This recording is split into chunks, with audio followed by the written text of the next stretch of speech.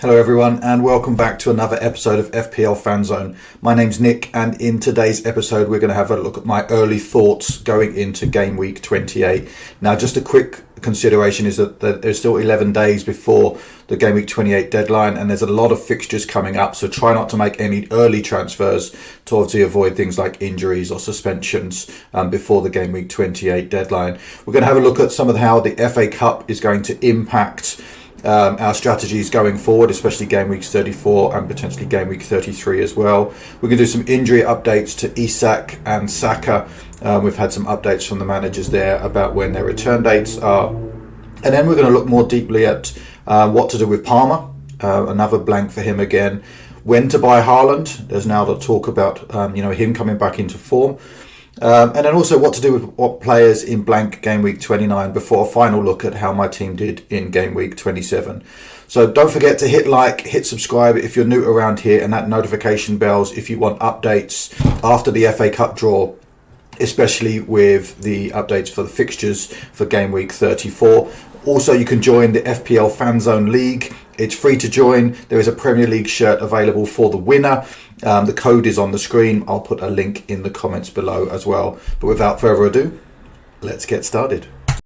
So just as a heads up, before the game week 28 deadline, there are the FA Cup fixtures this weekend, and then in midweek we have Champions League and Europa League and Conference League games happening. So there's 17 Premier League teams that are playing between now and game week 28. So just be careful in making any early transfers. I know people are going to be looking at price rises, but just obviously keep in mind that a lot of teams are playing before game week 28, so be careful of injuries or suspensions, but also knowing if people are coming off early, or if teams are playing, for example Liverpool, playing Champions League on Wednesday, have an easier game against Southampton the weekend. So just start to take that into consideration before making any transfers before the game week 28 deadline. So with FA Cup fixtures this weekend, this is going to start to impact game week 34. The reason behind that is game week 34 clashes with the semi-final of the FA Cup. So any Premier League teams that make it to the semi-finals of the FA Cup will not play in game week 34 and are likely to double in the week before in game week 33. So this weekend is the fifth round. We still have the quarterfinals to play to know for certain who's going to blank in game week 34, but this will start to help us shape. So what you can see here is on the right hand side of the screen is the fixtures for game week 34, and if they have a grey circle, the team is already out of the FA Cup but their opponent is still in. If they have a green circle, they are playing in game week 34, so both them and their opponents are out of the FA Cup. So for example, Chelsea and Everton are both out, so they will definitely play in game week 34. If they have a red circle next to their name, that means that they are still in the FA Cup. So if you look, for example, at Man City and Aston Villa, both of those teams are still in the FA Cup, and at time of recording, Villa have just gone through to the quarterfinals after winning this morning against Cardiff. So Villa will still have a chance to make it to the semi-finals as well. So there's a couple of all Premier League ties this weekend. Bournemouth, Wolves, Newcastle, Brighton, Manchester United, Fulham, and Forest versus Ipswich. All which could have different impacts on knowing which teams are going to blank. So for example, if Wolves get knocked out by Bournemouth, then we know that the Wolves-Leicester game will be on in game week 34, for example. Whereas if, let's say, Nottingham Forest get knocked out by Ipswich, we would know that the Nottingham Forest-Brentford game would be on in game week 34. So don't worry too much about all of the permutations. I will do an updated guide after these fixtures, so in midweek, so that you'll have an update of any confirmed fixtures that are coming on in game week 34. And also we'll have the quarterfinal draw as well, so we will know who teams are playing and potentially which ones are likely to go through. So yeah, just to keep that in mind, that this is all happening this weekend. I will do a further video to give you an update of any things that changes in game week 34. Next up, there was a surprise omission of Alexander Isak over the weekend against Liverpool. Eddie Howe come out and said he had a slight groin strain, and that he was likely to be back for the FA Cup fixtures this weekend. So as you can see, already 150,000 people have already transferred Isak out. Now, whether that's a good decision or not is remains to be seen. Before the game week deadline, they've still got the press conference for the FA Cup. And they'll also have a press conference before the game week deadline because when they're playing West Ham. So you will have two lots of updates on Isak before we get to game week 28. Now, I can understand why people are potentially transferring out because he also has the blank in game week 29. So if he misses the next two games, then that potentially makes sense. But if you look at the fixtures afterwards and it doubles again in game week 32, I'd be doing my best to try and keep Isak. I'd wait as long as possible to know whether it's a long-term injury or whether it's just a precaution leading up to the EFL Cup final. But he's been in phenomenal form, 2 double-digit hauls in the last 5, considering he didn't play in one of those as well. West Ham away is in the next fixture, so still a good fixture for them. And then Brentford at home, Leicester away after the blank as well. So for me, I would keep Isak. Wait till later on in the game week. As I said, you're going to have 2 updates before the game week deadline on Isak to know whether to move him out or not. If he is injured long term, obviously he's an easy sell. Obviously with the blank in game week 29, you can always look at bringing him back in later on in the season. But right now he would be a hold for me if he was in my team. Otherwise, and just wait for more updates. Next up, we had a bit of an update from Mikel Arteta on Saka and Martinelli, and he said they're unlikely to be back until after the international games. So that's going to be game week 30. So anyone who's got Ethan unwary, he's likely to carry on playing for the next 2 games, which is good news because you can keep him for the blank. So Saka and Martinelli are likely to miss the Manchester United away game and the Chelsea at home game, and are both likely to be back for the Fulham home game, at least to get some minutes in that game as well. So something to just consider in your teams. Obviously, he is expensive at 10.2 million. He could be a nice replacement potentially for Palmer if you're not moving to, say, Haaland to free up money there. But right now, obviously, the update is not coming back until after the international break, which would be in game week 30. Cole Palmer, what do we do? Another blank for Cole Palmer. I know a lot of people, I think 30% of the player base, captained him this week, hoping that he would get some returns in the Southampton game. Now, that wasn't a bad choice. Southampton have been terrible. They conceded 4 goals. Cole Palmer had 1.03 expected goal involvement and still blanked on that as well. So he was involved. He did have chances. He just didn't convert them. Leicester at home this week. So again, another chance to keep him. Certainly not a captaincy option this week just because Salah is playing Southampton. So that seems like a no-brainer for me. But keep him for one more week. If he blanks against Leicester, then likely it is I will transfer him out for game week 29 when he's got Arsenal away. Of course, he'll then score loads of points against Arsenal, which will really upset me for 2 reasons. But right now, hold him for one more week. Leicester have been appalling, conceded a huge amount of goals over the last 5 games, haven't scored any. I just feel that he will be in and around those goals again. Hopefully he can get some returns before that. But he certainly is something to consider as a route to get to the next person. So I'm now starting to get questions about when is it time to bring Erling Haaland back. Now, despite the difficult run of fixtures of Chelsea, Arsenal, Newcastle, he didn't play against Liverpool and Tottenham. He's got returns in 4 of the last 5, apart from the game that he didn't play in. Next up is Nottingham Forest away, which obviously have a really strong defence this season.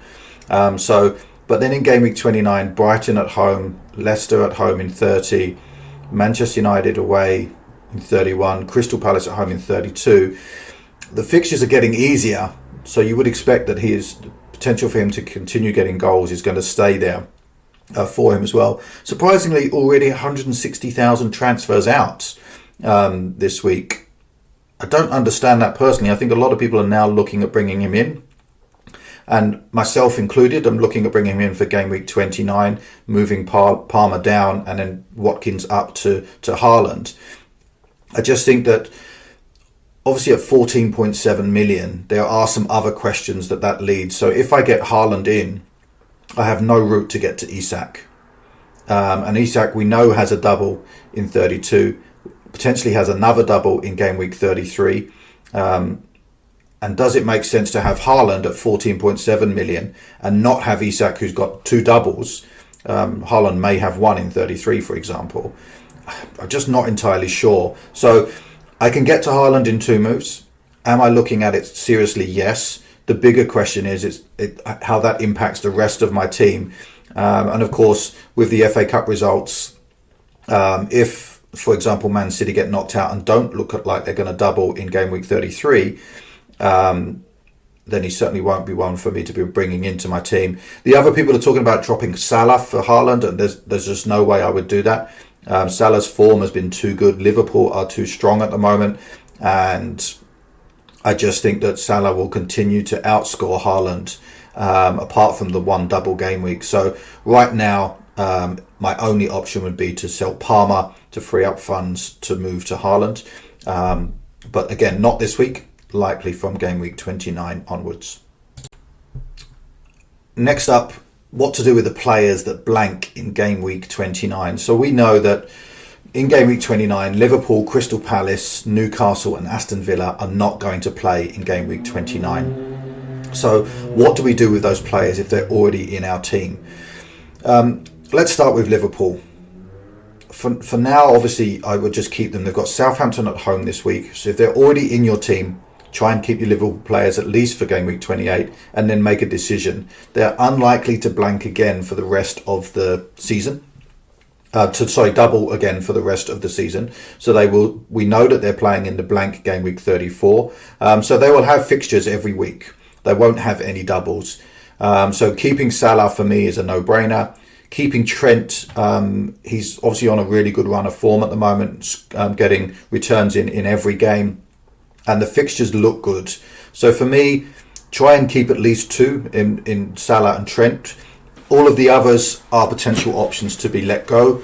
Obviously, given the blank in 29, and that there will be other players that will double and potentially get more points than them over the doubles in 32 and 33.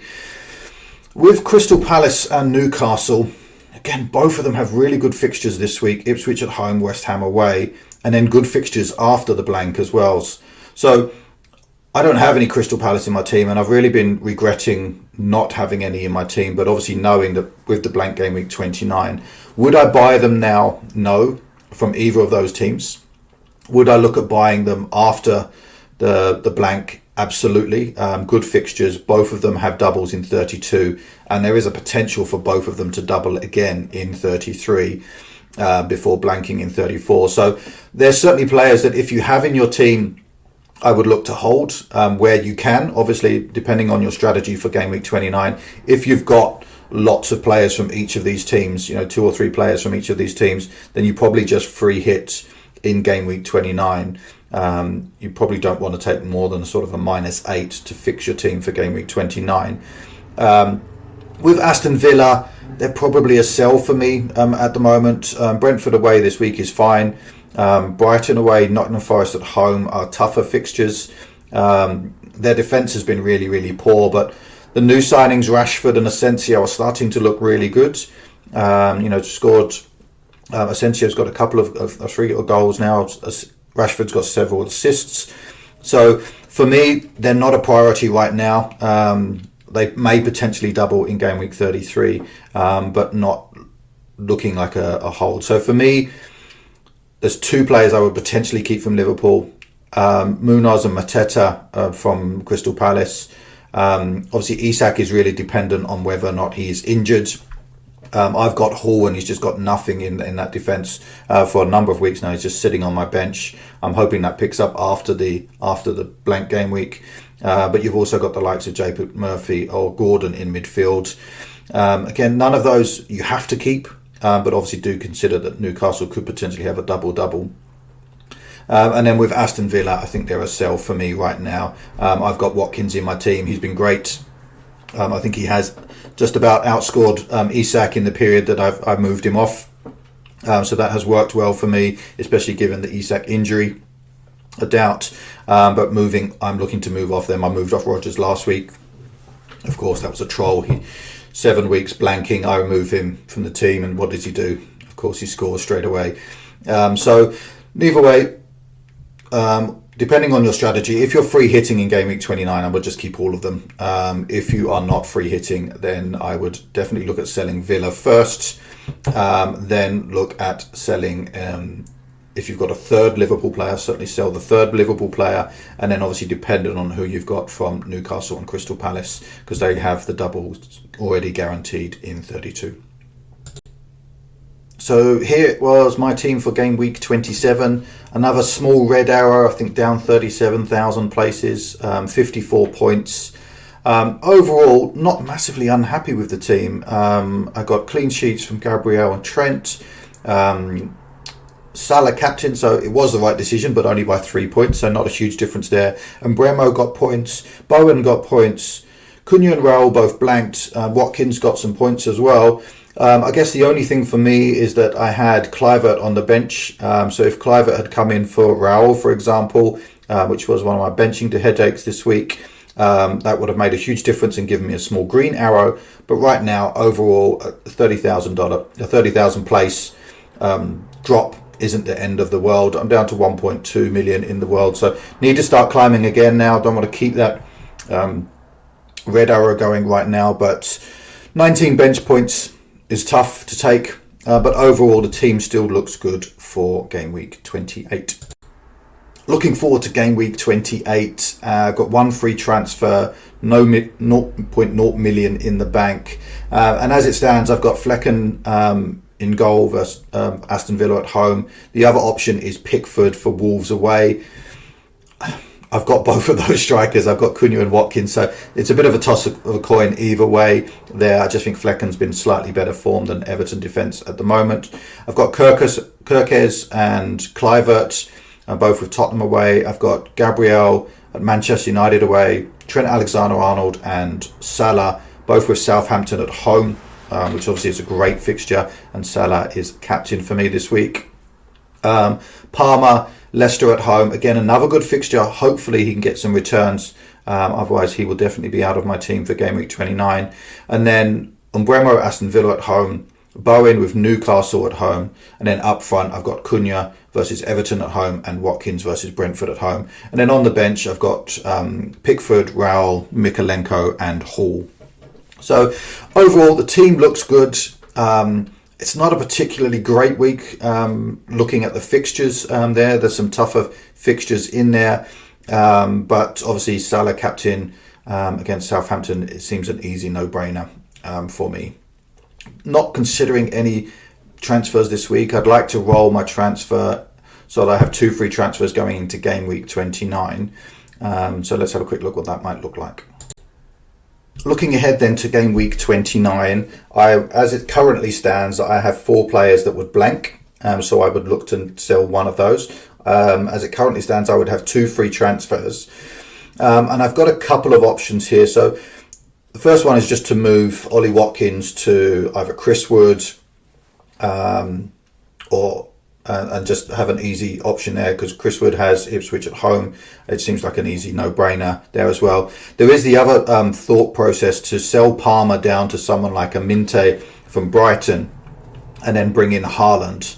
Now, if I bring in Haaland, as I mentioned earlier, it just gives me no option to get Isak. I don't have the funds available to free up to move Cunha or Raul up to Isak for his double in Game Week 32.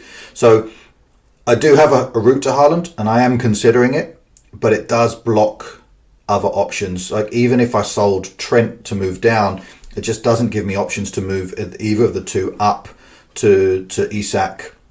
So it's a tough one.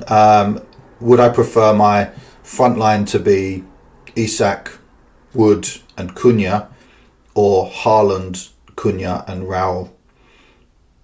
Probably the first at this stage. So that's where I'm thinking towards Game Week 29. I will have some more thoughts and analysis on Isak versus Haaland. And obviously we need to know whether or not there is a injury update before Game Week 28 and especially Game Week 29 as well before the EFL Cup final. So that's where I'm currently standing with my team as I lead towards the blank Game Week 29. So no free hit for me. I seem to have managed it okay with transfers. I've taken a couple of red arrows in the last 2 weeks. So obviously want to turn that around, get another green arrow for Game Week 28. Once again, thank you for watching FPL Fan Zone. My name is Nick. I would really appreciate it if you could hit a like button, hit that subscribe if you're new around here, and that notification bell. There will be lots of updates around chip strategies, updates from the fixture changes, especially after the FA Cup draws. So there will be videos coming out this week, so hit that notification bell as well. Thanks again for watching, and may all of your arrows be green.